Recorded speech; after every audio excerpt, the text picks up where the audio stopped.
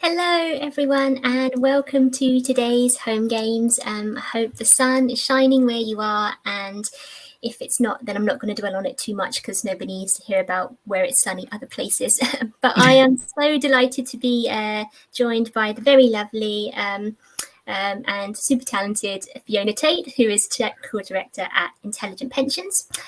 So today we're going to talk about, as you would expect, pensions, policy, retirement planning, and kind of just generally wherever you want to go with the conversation, really. So for the people who have joined us on all of these sessions, they sort of know the drill. But if you are new to this, I'll just do a quick explainer. So we have the chat box, which is down the side, and that's all open for your questions and comments. And if you want to steer the conversation in a different way to the way I'm taking it. And there's also an ask a question bottom down below, and that can make sure that you really get seen if you really have something that you want me to ask. So I think that was it in terms of introductions. I wanted just to flag, Fiona was just talking to me beforehand, and she's got a special outfit for this occasion. Oh, I have, yes. You want to show it? So there we go. There's my Pensions Guru t-shirt. I know, I don't even have a Pensions Guru t-shirt, so I'm not in the in crowd. So that's that. And what was I going to say? So yeah, a couple of things I need to do. I need to give you the little magic link, supposedly, that helps you if you've got audio or visual problems. It didn't really do much for me last time, but we'll put it here and see how we go. I'm not very good at multitasking, so just bear with me while I work out how to copy and paste. Right, let's copy and paste, and if not, that's it, I think. There we go. That's that. And the only other thing to say is we're going to run this for 40 minutes or so, as per normal. And then at the end of this, we're going to do something a little bit different. So hang on for that if you can. I think that will be worth a watch. So that's enough blabber and chat from me. I'm going to bring in Fee now. So Fiona, it's lovely to have you with us. I wonder maybe if you could just start with a kind of, what is a technical director actually? What is it that you do? What are your responsibilities? Maybe you could clue us in a bit on that front.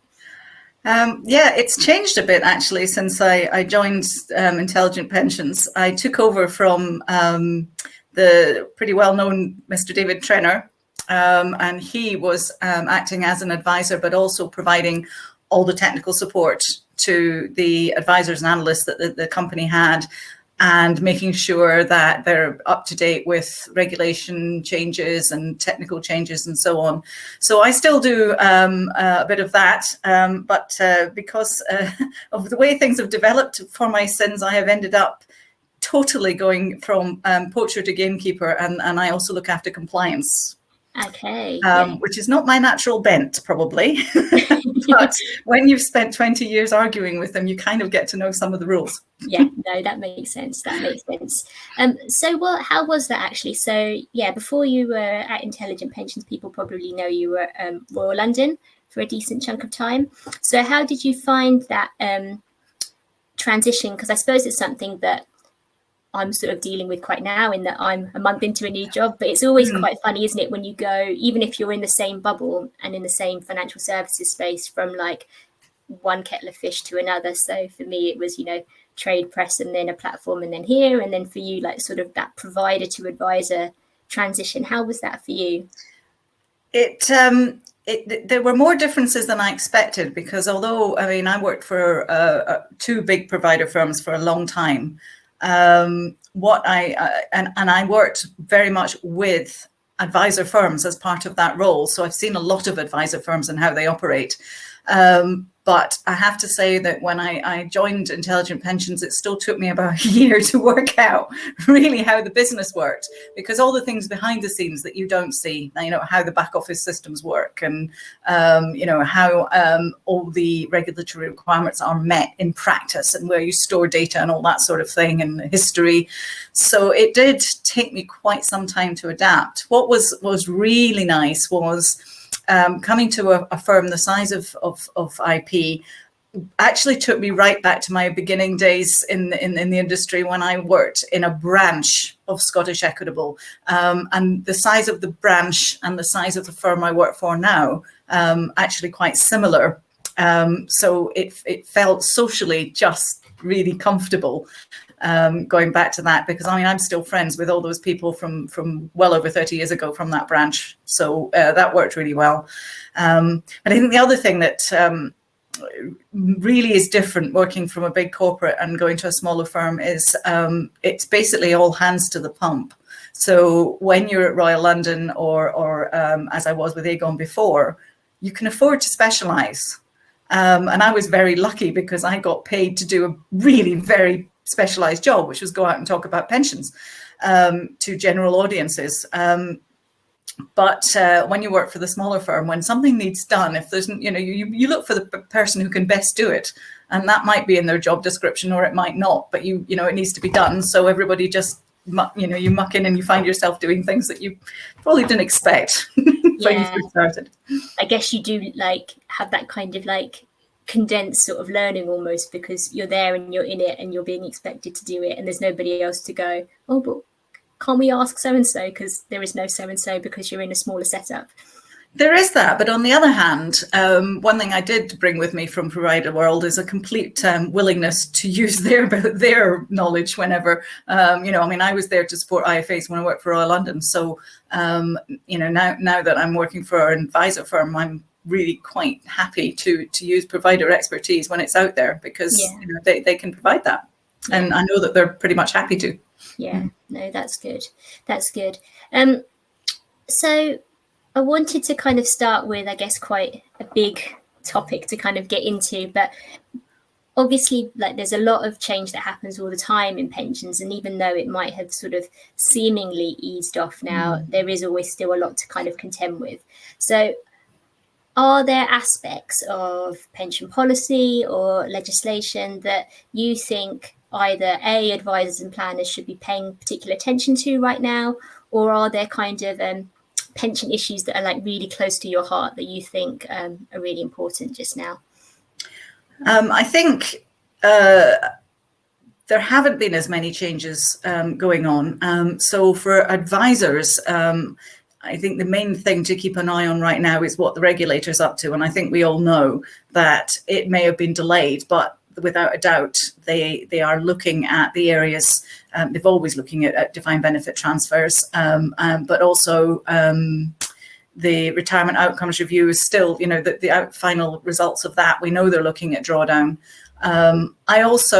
It would be ridiculously naive, in my opinion, to assume that the latest GC which came out, which was just on pension transfers, it really would be naive to assume that those things aren't going to read across.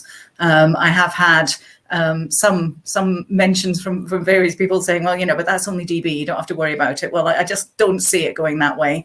The principles, and they're very much a principle-based regulator, will read across. Mm-hmm. So that's very much what we're looking at in terms of as an advice firm.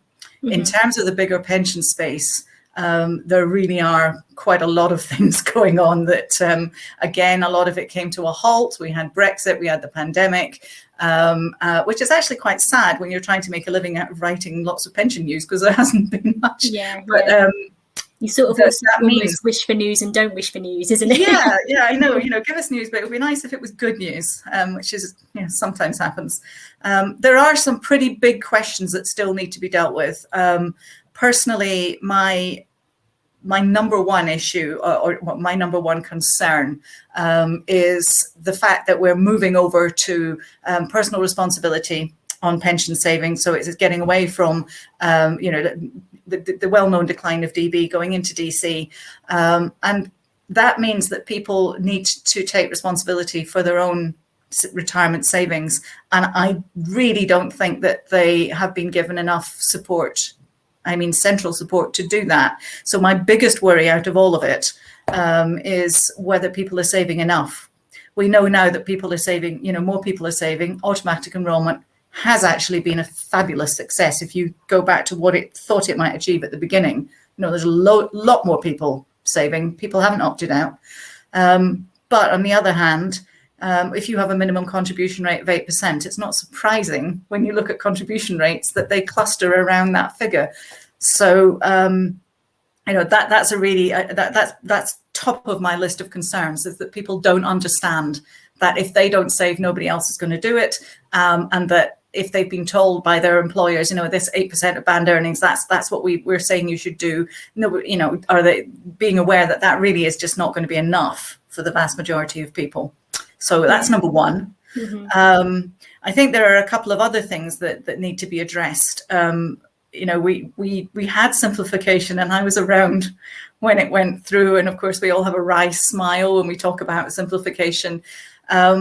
But as I said, I've said a few times, if they'd left it alone, if they brought in simplification and left it with the lifetime allowance and the annual allowances that we had then, and hadn't messed with it, by now we actually would have simplification. Yeah.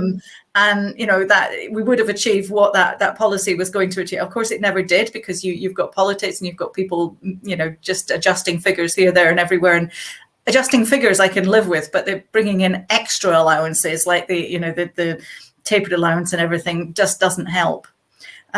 So we probably need to look at that again. But I think one of the reasons it's so difficult is that there are some inequalities, and that we're trying to make everything fair to everybody. Of course we are. But there are a couple of situations where people are just not equal, and we need to maybe, pensions policy needs to perhaps recognise that. So simplification brought DB and DC under the same rules, for example, and yet fundamentally they are different animals. And so we've got a lifetime allowance and an annual allowance applying to both of them, whereas one is benefit tested and one is contribution tested. It seems to me it would make more sense to treat them differently. You've also got an inequality between employees and self-employed. They work in different ways, and they need different ways to be encouraged to save, and different rewards for saving. And I think every time we talk about the self-employed and pension policy, everybody thinks, oh, that's just so hard. And it is. And my last one, which is probably unsurprising to anybody who knows me, is the inequality between men and women when they're saving for pensions. This is not, this is not a man-woman thing. It's really a family thing. Whichever way it works around, and it so happens it's usually women. But if people are going to have families, which generally I think we probably want in society, somebody needs to look after them. And if you've got a couple, one of those two is probably going to look after, take time away from the workforce. Usually the woman, but it could be the other way around. And that particular situation, whoever comes out of the workforce, when they go back in, they never get back to where they were. And they can never actually manage to catch up on earnings, on career, on savings as things stand. And I think as far as pensions are concerned, we should recognise that. And I really would, welcome any solutions that looked at the family unit, rather than, one party always having the savings and the other party not. Oh, that's interesting. So almost rather than individual contributions, you would kind of have like household pension pots or household strategies and household tax treatments and things? Well, potentially that would be quite a big change. A simpler change would be, at the moment you can make contributions for your spouse, but they're very limited. So I think that it would be great if perhaps there was a recognition that where you've got a couple that they've got they're married and they have a child. And perhaps there would be ways to expand that. But in those scenarios, that there would be a different limit on how much you could put into pensions. It's just a thought, but it's certainly an area that I think needs looking at. Yeah, no, that makes sense. So that was kind of your starter for 10, and a few people have kind of chipped in already. So Andy Arthur talks about complification rather than simplification, which I think we would all kind of go, hallelujah to that. And Alan Easter sort of says, he kind of takes all of that stuff that you've said, but he says that's always been the case though. Progressive governments just can't leave well enough alone on pensions, and so it's almost kind of, I guess, a bit ironic that all this tinkering with pensions has actually made it a lot worse off than actually if they just had simplification and kept everything as it was then. Yeah, I mean, there's two issues, and Alan, I totally get it. And if we could solve it, it would be great. I don't know how we do. You've got one issue in that pensions are such long-term strategies. And by the way, I keep saying pensions. I'm actually really quite keen that I'm not one of these people that wants to ditch the word pension, but it really should be retirement strategy. So it's not just pensions. It's just anything that, it's retirement saving, retirement planning. So that is a very, very long process necessarily. So, you're always going to have changes during anybody's lifetime of retirement saving. And we've got to live with that. The other thing is, of course, politics. It just is far too tempting, I think, for governments to look at it. I definitely want to definitely support the idea of some sort of external pensions commission, because they can take the longer term view. And in fact, we saw that with automatic enrolment. We had a pension commission. It was non-political, and it did come up with a policy that actually everybody got behind. It had support of all the political parties. So I would love to see a pension commission in place. The advantage for a government would be that the government can actually then blame them for all the bad news. So there would be some upside for the government, but generally speaking, asking governments to vote for an organisation that takes responsibility away from them is a very difficult call. It's I'm not holding out a lot of hope, although.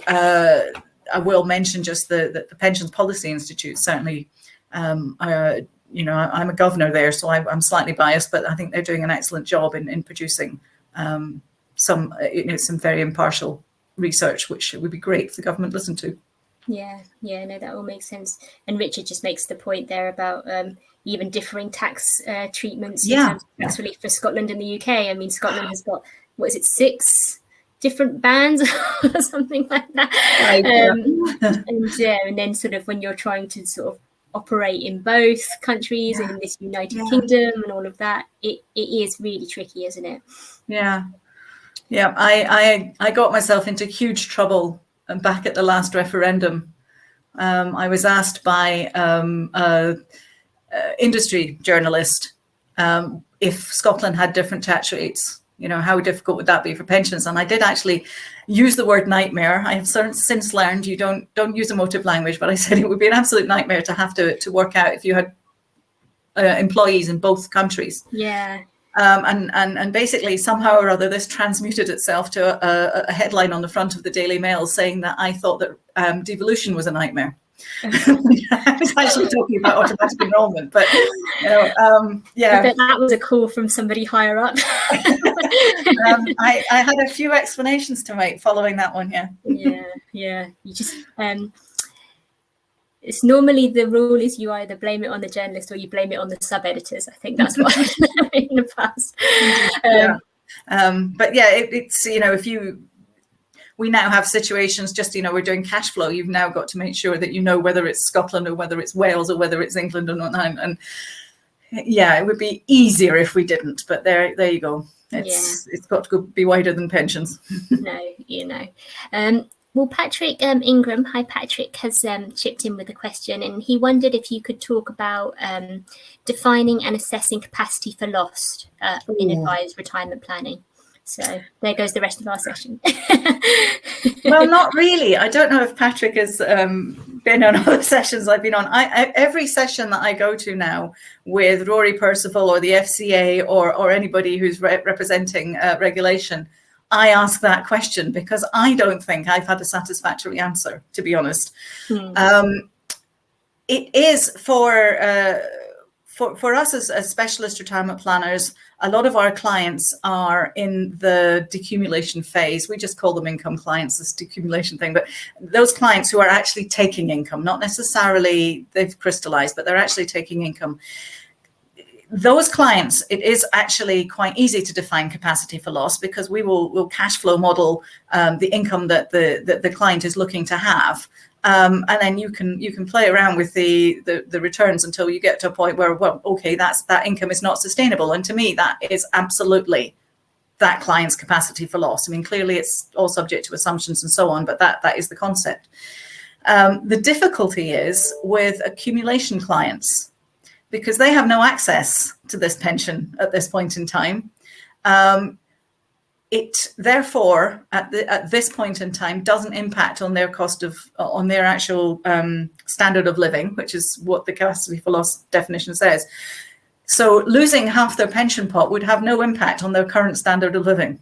It would obviously have a massive impact on their future standard of living, but that's some years off, and we don't, we don't know what would happen with markets in between then, and they've got time to actually put it right. So I'm just going to have to say, Patrick, that I'm still not absolutely certain that I've got an answer to capacity for loss for clients that are still saving up for retirement.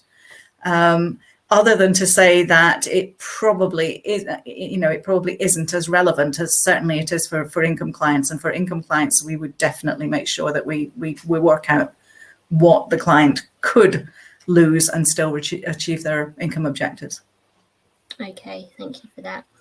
And then I suppose talking about that sort of retirement planning aspect of things, obviously we've all been through a hell of a year and a bit.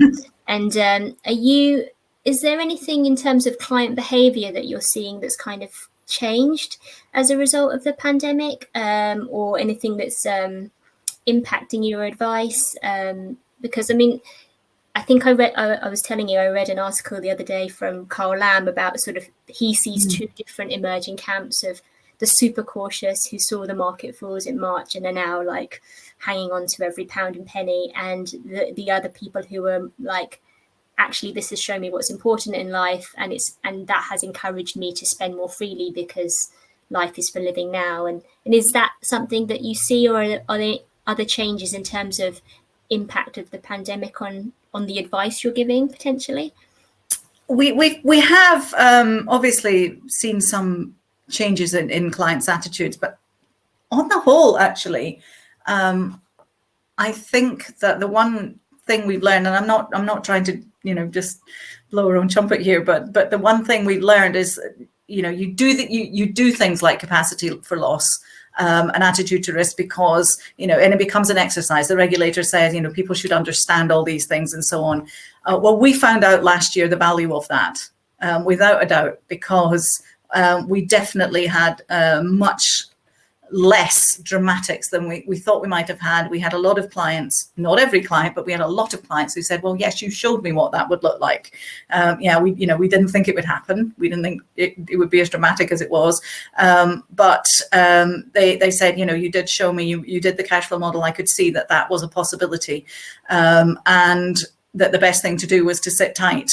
And of course, last year's the other thing that was unusual about last year's was how quickly the market bounced back. So it was definitely the right thing to do. So where we've seen clients desperately looking to access cash, I would say in the main it's other factors and not just the pandemic. Although within other factors, we've had a few clients where ill health has been an issue. And not necessarily the pandemic, but the pandemic's what kind of had an issue. So those clients, we probably would have been looking at the same sort of solutions, pandemic or no pandemic, because of what had been happening in their lives. Yeah. We've had a few as well. I think the other thing is that I'm sure all advisors are saying the same. We're really amazed how quickly our clients adapted to online meetings. We've been thinking we wanted to do this for a while for business efficiency, but we didn't think clients would accept it. And they really have. We have certainly had a minority of clients who've got quite anxious. And again, that kind of shows you, that you do need different ways of treating clients that are in different ways vulnerable. But generally speaking, it really, the clients have taken to it very, very well. I'm quite happy to keep going. Yeah, oh, that's good. So Gary Hale, hi Gary, hope you're good. He says, hi Fiona, do you think advisors need a separate retirement income investment strategy, I guess, as opposed to when they're kind of in that accumulation, building wealth phase? Hi Gary. This is a personal opinion, but my personal opinion is evolving slightly. we talk a lot, or it's bandied around the industry about having central investment propositions and central return. Probably with my background as a provider, I tended to think of that very much as the investment management and having two different ways of doing that. I'm actually modifying that view now, that I think that it's much more around the whole proposition.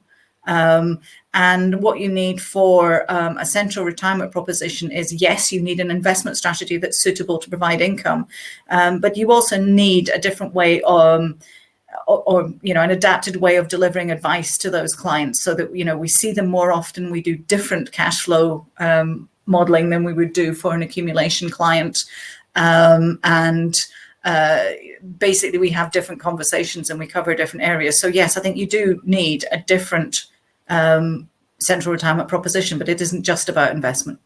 No, I guess it's wider, and it's how does it fit into the whole process? Yes, I mean, it's also, that's the other thing, when you get to that stage, for a lot of people, not all of them, we have some clients who are never going to need income, they're fine, but for most people this becomes a priority, just how do I have the income to live on? Whereas in accumulation, there's so many other priorities going on.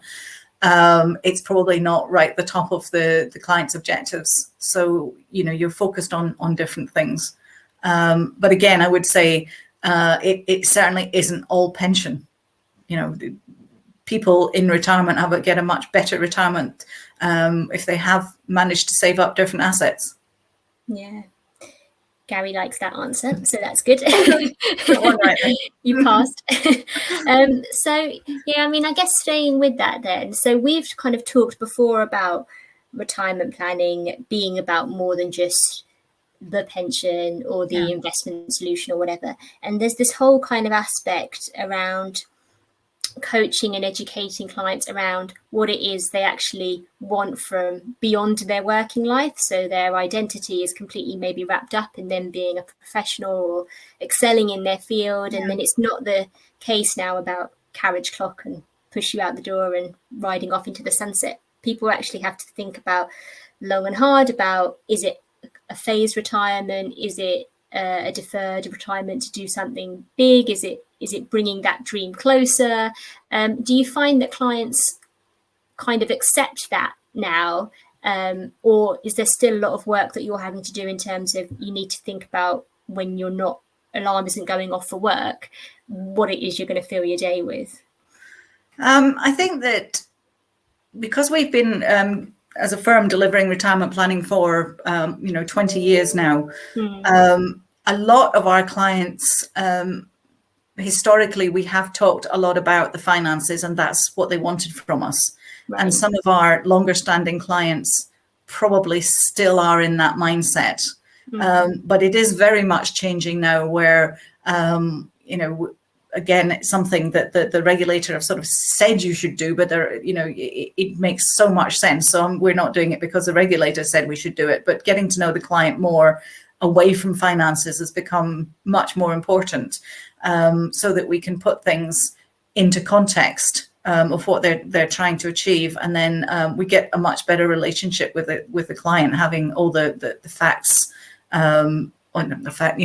what people call soft facts. Knowing about what they want to do makes the whole planning journey so much easier, because you're saying, well, okay, these figures work out this way, and it will let you do this, but equally, it might not let you do something else. And I think it's important that we're saying to clients what we can do and what they can do, but also what they can't do. And sometimes they have to make some hard choices. Between yes, we'd all love to have growth, and we'd all like to have no risk, for to take the obvious one. Yeah, we all want to be in that luxury resort in Bali or whatever, but if the pot doesn't support it, then the pot doesn't support it. And I think when we spoke previously, you talked about kind of I guess attitudes to phased retirement on the PI side as well. Maybe you could talk a little bit about that. Yeah, well, it was just interesting. We just we're literally about to press send on our PI renewal, and I was just looking at some of the questions in there, and I know we get the same thing with regulator forms, but do we do any phased retirement was one of the questions that was asked, and And, back in even the 90s and the beginning of 200, phased retirement was a product where you had a set income stream that was set up front, and the income stream was paid by ongoing crystallizations, but the income, it was set up front, and that's how it worked. And we just don't do that anymore, really. We what we would do is we look at the client and say, what income do you need? Where's it going to come from? For a start, because it very often the pension isn't the best place to take it from, but we'll only cash in crystallize as much as is necessary to deliver the income that the client needs. Now, technically, that's phasing retirement, but it's not what you call a phased retirement product. But we've got things like that hanging over in our profession. There's quite a few of them in the retirement age. So you, again, in the retirement space, you get why didn't you recommend an annuity? We still get, well, annuity, we still got a little bit of drawdown or annuity, and it really isn't. I've always felt for years it's drawdown and annuity, and you use them at the right time. I mean, for some people, the right time for annuity will never come, but I do still genuinely believe for most people it will at some point. Yeah. But not when they're in their early 60s in most cases. And do you think that's just a hangover of somebody needs to just rewrite the questions? Or do you think that's a kind of they're using phased retirement as in people are still working, still taking an income? That interpretation. I think it's this, we're very fond of keeping our existing terms. I'm trying not to say jargon, but, to an extent it is jargon. Yeah. Although I'll pick that one up in a second as well, because I get... and a lot of it again is driven by the regulator's jargon and the regulator's requests. So I'm certainly not blaming the PI insurers for asking the question, because I'm sure that that's a question that they got passed on. But we're basically, I would say, we're just not very quick to adapt. We can see that trends are changing. People don't work until they're 60 and then stop work the next day and buy an annuity. It just doesn't happen. And we've got to keep up with that. And, certain areas of the profession are keeping up better than others. But yeah, I thought, just because I mentioned the word jargon, I'll just take time out to have a rant if I can. We're always getting told off for all the pensions jargon that we have. And I would just like to say, who invented it? I mean, most of it came from either the regulator or the government or the tax. Very little of it was actually invented by either advisors or providers. So, I wish people would just recognize that we are kind of stuck with it because we've been given it. Yeah, I guess there's an argument that the one argument is, well, we can do what we can to sort of translate very high level complex concepts, but equally that jargon or that terminology might have sprung up in response to a regulatory requirement or something else, isn't it? So well, it definitely has. I've actually got on my Twitter, what do you do? And I'm a pensions translator. And I'm lucky that it's necessary, but I do actually it shouldn't be. It really shouldn't, but it is necessary, and we can't do without those technical phrases because they define exactly what people mean in terms of how the tax treatment works and how the regulation works. So we are kind of stuck with it. Yeah, who knew we'd be arguing for jargon in a kind of weird way. I know. So I can see there's a few questions coming in now, so I'm going to try and work my way through them. So Mark Hassel asks, hi Fiona, vulnerability is now high on the agenda. How should we deal with loss of capacity before or indeed during clients going into drawdown? So there have been quite a lot of policy papers and reworked policy papers and guidance all around kind of vulnerable clients. But yeah, when vulnerable clients are then also about to or are taking an income, that's another level of vulnerability, isn't it, in terms of what's sustainable, what do they want to do, acting in their best interests, with their wishes. I mean, again, I'll be honest, we're finding this one difficult, and it is practically quite difficult to manage. Without a doubt, the number one best thing to do is to try and deal with future vulnerability before it happens. So there are certain situations where you can do that. And one of them is where, we know as people age that cognitive abilities decline, different rates. And, for many people, they'll never decline to a point where they can't manage their own affairs. But it's enough of a trend in society that it's reasonable to say to any client while they are completely in control of what they're doing, that, think about what would happen when you won't. And get a power of attorney in place when you don't need it, because then we've got something to fall back on. Because the biggest thing we find is when we come across a client and we're a bit worried that we told them that last year and they're asking the same question this year, for example. Okay. If they haven't already got the power of attorney in place, it's very difficult for us as advisors to do anything other. We can say to the family, there's a concern. We can say, could we maybe have, the favorite thing is could we bring somebody else into the meeting?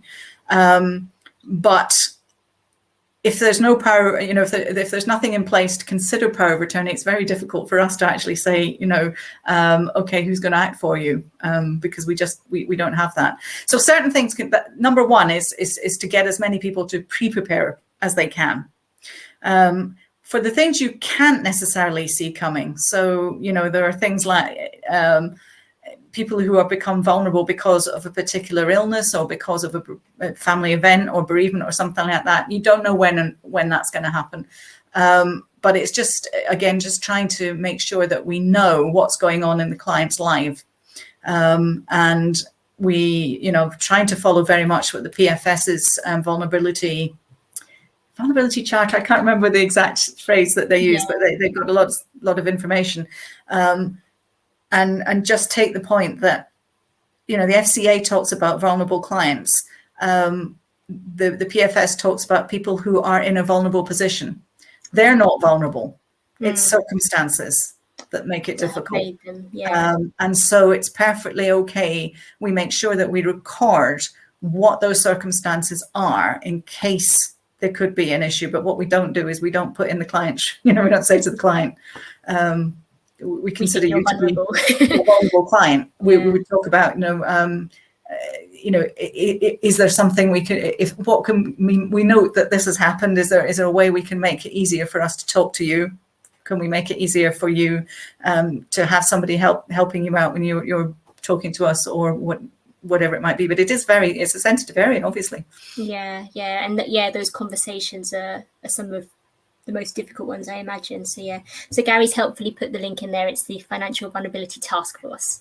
Couldn't remember the word task force. Thank you, Gary. Yes. Right, so I'll take a couple of more questions then. So Richard Grimsdale asks, do you think clients may need to look at the level of risk they take when they're in drawdown, as a lot of clients seem to want to go more cautious when they're taking their money when they're in drawdown? Is that something you found? Yes, I mean, it really is a very big issue. And it's, again, coming from the way that pensions have developed in the last sort of 20 to 30 years. People with defined benefit schemes never had to think about it. Wasn't their problem. It was all taken care of. And we've got people coming up to, arguably the most difficult stage of retirement, who for a long time in their lives didn't have to think about it.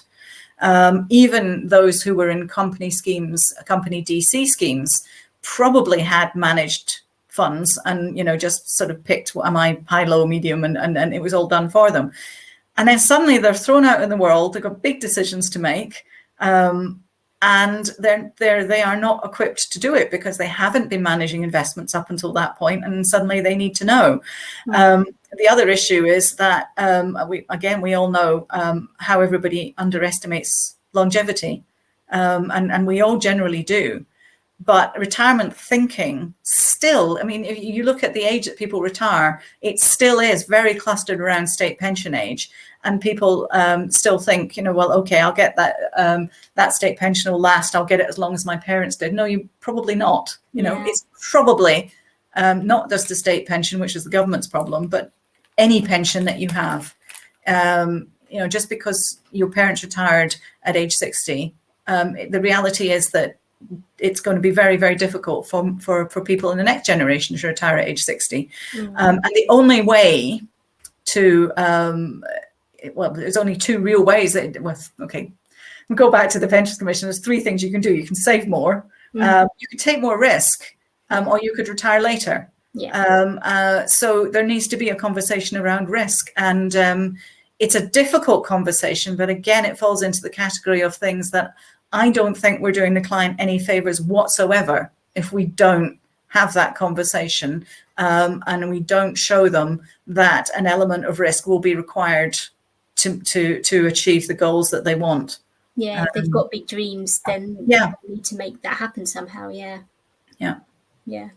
Okay, thank you for that. And then I'll make this, I think, the last question, barring anything surprising coming in at the end. But Andy Arthur asks, what about those clients that want to spend 100% of their pension over, say, 20 to 25 years? How do you cope with those clients? If they're looking to spend the 100% over 20 to 25 years, that's at least that they're looking at spreading it out. But obviously, we will have a conversation about longevity, and we will be, saying, okay, let's not just look at average life expectancy. We've got to look well beyond that. And one of the reasons we have to look well beyond that is because the reality is advisor clients tend on balance to have more money and tend therefore to live longer than the average population. And so everybody we see, you have to say to them, look, you are in a fortunate position. Now, I know that obviously there are individuals within that with health conditions, but all things being equal, the individuals we see are very fortunate. And one of the things that they're fortunate in is the chances are they will live a longer and healthier life than the non-advised clients for all various reasons. And again, we're just not, I would be saying to the client, I just wouldn't be doing my job if I didn't actually highlight to you that there is a potential for you to live much longer than 20 to 25 years. And at that stage, all you'll have left is the state pension. They may well feel, well, that will be enough at that point. But I just wouldn't be doing my job if I didn't point that out. And so again, I come back to cash flow modeling. I really think cash flow modeling is a game changer since I've been in the industry, and I just don't see how we could deliver the service we deliver without having that, because it visualizes it.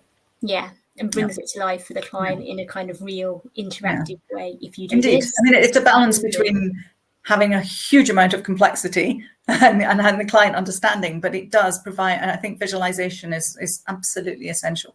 Yeah. Andy says thanks for that answer, and Patrick is agreeing with you as well about this whole idea of analyses that ignore what he calls extreme longevity risk, and how that could be quite dangerous. I'm sorry, the other thing I was going to say, and it probably goes without saying, but of course, with all these income clients, you're seeing them every year, so at least every year. So you will. This is not a one-off decision for the next 25 years. It would be. It would be adjusted. Yeah, and I guess it might have been that firms are actually seeing clients more, like in terms of reviews or just ad hoc chats, because of what's happened in the past year or so, and because of that need to tweak and adjust the plan and all of that. Yeah, we've had a lot of feedback from clients saying it is good actually to hear from us more often.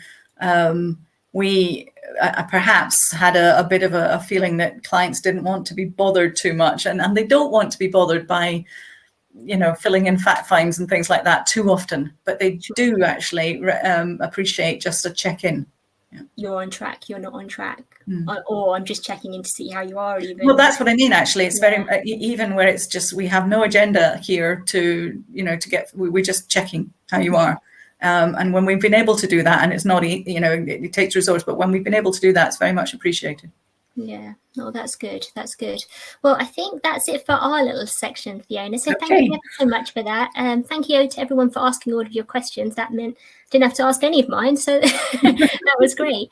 So thank you very much. Before you all dash off and enjoy the sunshine, I'm going to do the last part of our home games, and I'll see if I can kind of talk and invite while we do this. So I'm going to bring on my esteemed colleague, Steve Nelson, who is going to talk you through a little bit about our insight panel and well, I don't want to give the game away too much, but he's going to talk about the insight panel and some stuff we're doing just to kind of try and give back a little bit more. But so I think that's him coming on board now. Hello, Steve. Hello. We go live to Steve. We are live in Longniddry. How are you?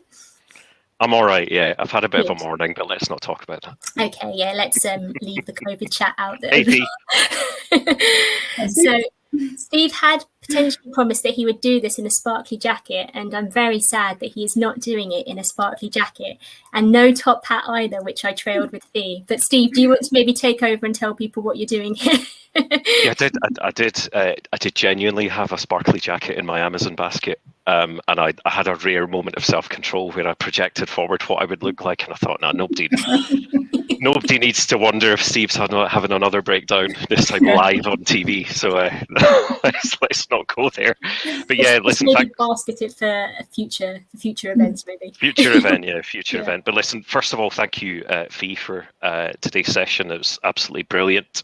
Thanks for the hosting duties, Nat. Thank you. It's been wonderful. We've now got a much better hosts, and I've been marginalised to these little snippets at the end, which is welcome to come back anytime. It's done wonders for my stress levels, though. So there we go. No, but listen, we've been running, as Fee knows, actually, we've been running a research panel called the Insight Panel, Advice Professional Insight Panel, at the LANCAT for a number of years now. And it's got to the stage where there's something ridiculous like 12 or 1,300 members of the panel. And we like to think we've taken a slightly different approach to research at the LANCAT, where everybody who participates in these regular exercises, we try and do no more than one a month. It's usually something like 9 or 10 a year. We give all the data back. So if you take part, it doesn't get abstracted away somewhere within, the grungy nuts and bolts of the sector. Everybody gets the data back, anonymized, of course, so that they get the insight back too. But we have been thinking, what else can we do to just say thanks in aggregate to the sector for taking part in all these things. So we've decided to do a charity donation for each of these individual exercises. So 2 people are going to win a donation from the LANCAT of 250 quid to a charity or local cause of their choosing. It could be a national charity, it could be a school, it could be for sponsoring donkeys in Kazakhstan for all we care. It's just something that means something to you. And let's build that up over the next few years to do that. But I need some help in doing the draw. There is a slight level of awkwardness in that if Steve had more brain cells to rub together, we maybe wouldn't have done the first draw with you, Fiona, because you are in the list. I'm in the draw. And you're in the draw. So I don't want to have one of these awkward conversations on Twitter about whether this is fair or not. I can assure you I have gone to great lengths to randomise this bloody list of people. So we had something like 200 people taking part in this, and 136 people have left their details to be contacted with the research results and the draw itself. So what I'm going to do, Fee, is I'm going to get you to pick the first number, and then we'll get someone else on the chat to pick the second number. So, for the love of God, please don't pick your own. I'd like to. So we're between 1 and 136, are we? 1, and Mike Barrett was live sharing my screen earlier. He saw me put the random numbers in and put it all into an algorithm. So it's all random. There's no alphabetical order going on here. So don't try and pick something like where Fiona Tait is in ours. No, it's completely random, and it's between 1 and 36. I'm going to be quite extreme and pick number 2. Number 2. Now, these are email addresses, so I might not be able to figure out exactly who it is, and nobody wants to break GDPR. But this is someone with the initials TJP working at an advice company throughout the UK. So I will get in touch with you, Mr. or Mrs. TJP, after HomeGames today, and then we'll go live to the live chat, and the first person to put a number in the live chat between 1 and 136 that isn't number 2, I will take that. There is a wee bit of delay on the live chat, so it's ramping up my tension because I know your number. And we do have a number of regular viewers. Mr. Tom McPhail has sealed someone's fate with number 15, and that is someone by the name of John, Jon, and I'm not going to give away the name of your advice company because that will give away your email address. So TJP and John, you will get an email from me in the next half an hour, and we will see you next month for the next draw. Congratulations to TJP and Mystery John. Hooray! Thank you, Fee, for that as well. Thank you for your session. Thank you for answering all those questions so brilliantly. Thank you to Steve for modelling his T-shirt. Fee, do you want to model your own T-shirt again? Yes. There we go. All the T-shirts. So I think that's about it from us. Thanks for giving up your sunny lunchtime to spend it with us. Hopefully you did it in the garden. Hopefully that was useful. Next week you're back with me, and I'm talking to Richard Allen of the Paraplanners and Paraplanner Assembly fame. So we're going to be talking all that good stuff like due diligence, pod, and paraplanning in general. But I hope you found it useful. Lovely to have you with us, and we'll see you again soon.